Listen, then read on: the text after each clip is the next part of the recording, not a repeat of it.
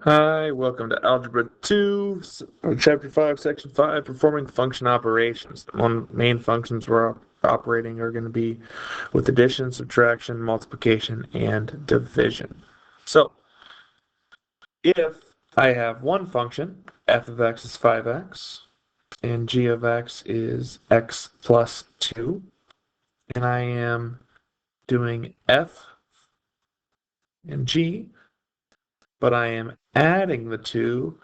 Functionally, I just take the f function, I add it to whatever the g function is. So in this case, f of x, or 5x, and x plus 2 get added together. And I would just treat that like normal. So if I were doing 5x plus 2, I would simply combine like terms and end up with 6x plus 2. And that logic actually holds for all of these. So, for example, if I'm subtracting in between them, 5x minus x minus 2, and I would distribute that negative.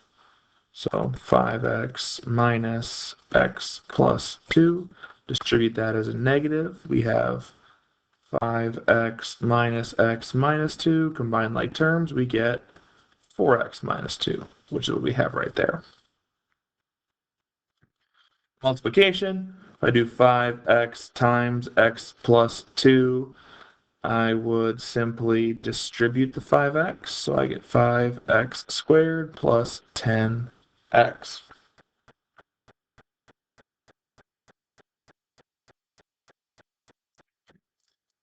And then division, for the sake of division, we're just going to leave the top function on top and the bottom function on the bottom.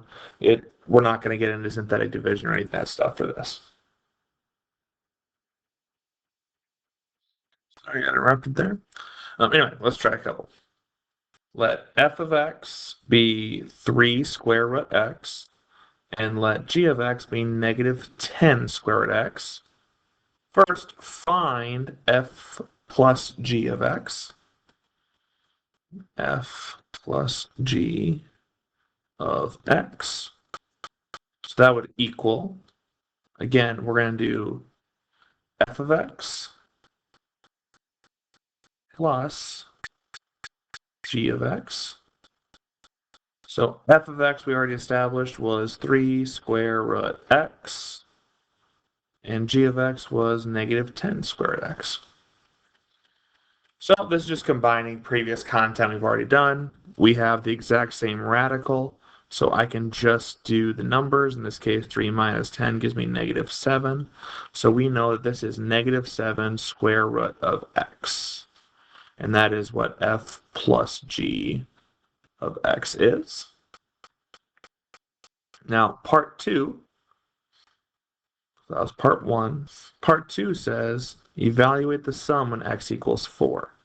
So part 2, x equals 4. We're going to plug it right into our new thing. So negative 7 times the square root of 4. The square root of 4 is 2, so we're going to get negative 7 times 2, which is going to give us negative 14. Here, find f minus g of x, and then find the difference when x equals negative 2. So we have f minus g of x is simply going to be f of x minus g of x. So we can just write those all out. 3x cubed minus 2x squared plus 5. I'm going to put those all in parentheses because I'm substituting. Minus g of x. I'm going to put all that in parentheses.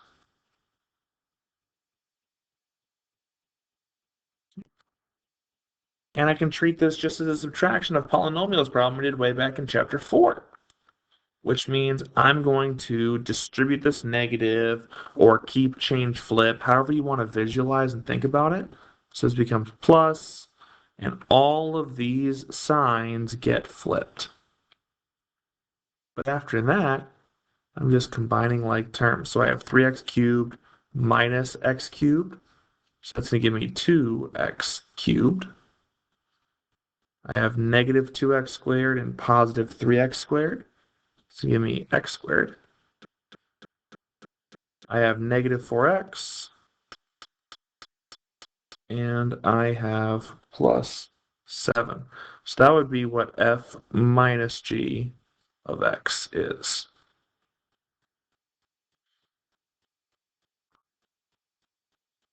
Now, part 2 says evaluate when x equals negative 2. So we're just going to plug in negative 2 everywhere we see an x.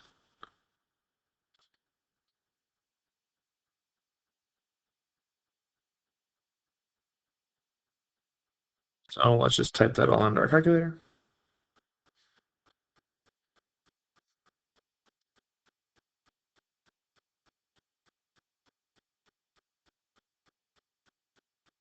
It is important you put in these parentheses because sometimes the calculator gets a little goofy with squaring negatives.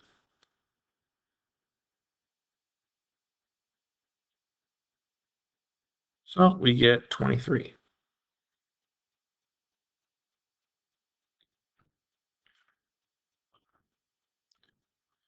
On your assignment, you might see this. This is the same thing as f minus g of negative 2.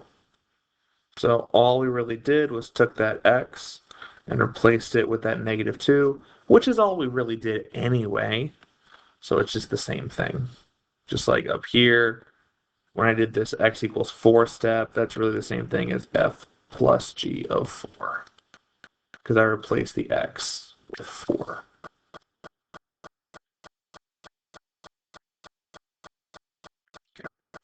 Multiplying. So f times g, find f times g, then evaluate when the product is 9. So I'm doing fg of x,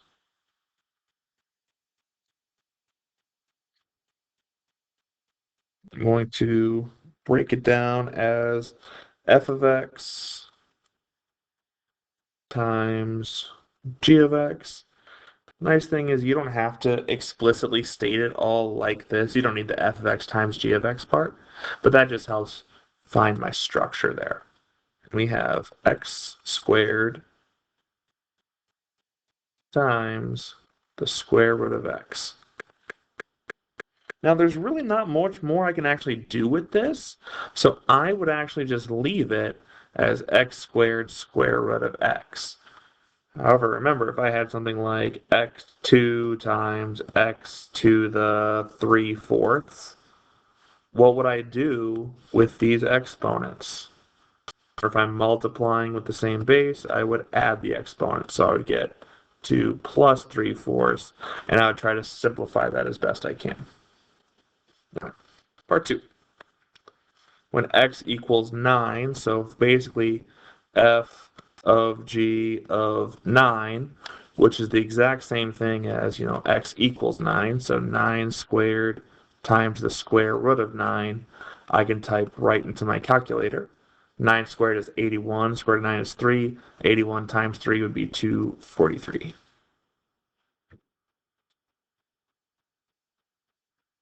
Okay. Dividing, same idea, divide them, and find the quotient when x equals 16. So number 1, I'm going to do f over g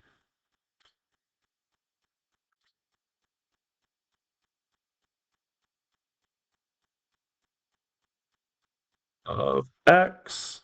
That's the same thing as f of x divided by g of x. So we're going to get 6x over x to the 3/4. Now, I have x and x 3/4. I am dividing, so technically speaking, I should look at this x's exponent. It's not written, so it's 1. And I'm dividing by the same base number, so exponent rules say I should subtract those exponents. So 1 minus 3/4 would give me 1/4. So I end up with 6x to the 1/4. Part 2 says, tell me what f of g of 16 is, aka when x equals 16. So 6 times 16 to the 1/4, right into my calculator. 16 to the 1/4, I believe, is 2. Yep. Times 6 gives us 12.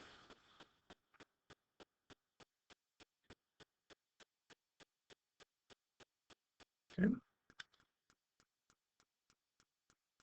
All right. Now, we're going to use a graphing calculator to evaluate all these. So, let's be very careful with this. An easy way to do that is to recognize our value. First of all, x equals 5.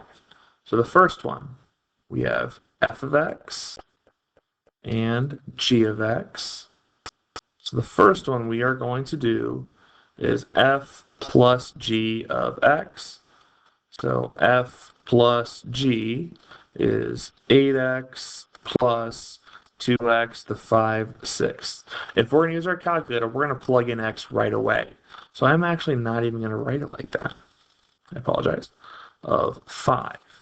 We're going to turn that into 8 times 5 minus 2 times 5 to the 5/6, or plus, sorry, because it's f plus. And I can just type that whole thing right into my calculator. So 8 times 5 plus 2 times 5 to the 5/6.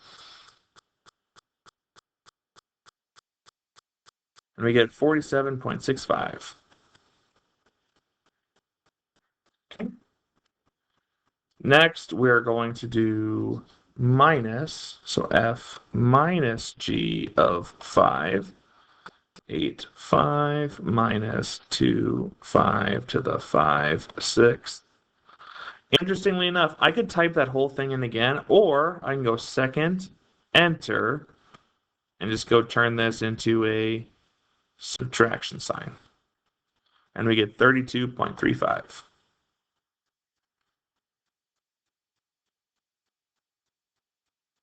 Next, we're going to get f times g of 5. So we get 8 to the power, or 8 times 5, times 2 to the 5/6. And again, same idea, second enter, and go back and change this into a multiplication sign. And we get 305.89.